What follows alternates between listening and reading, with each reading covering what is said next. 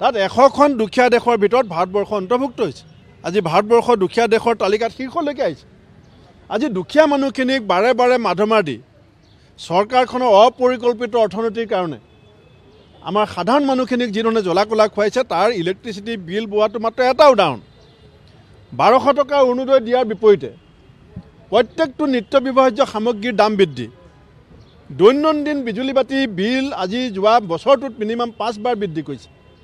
তে 1200 টকা অৰুণোদয় অৰ্থ কি থাকিলে? কংগ্ৰেছৰ দিনত দিয়া 400 টকীয়া গেছ চিলিণ্ডাৰ এতিয়া 1200 টকা হ'ল।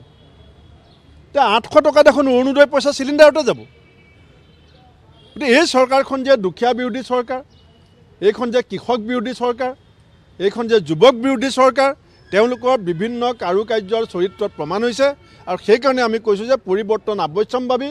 অসমৰ ভৱিষ্যত প্ৰজন্মৰ ৰাইজৰ স্বাৰ্থত এই চৰকাৰক আমি দিছপুৰৰ পৰা উৎখাত নকৰালৈকে কংগ্ৰেছ যে শান্ত নহয় সেই কথা আমি ইতিমধ্যে সংকল্প লৈছোঁ।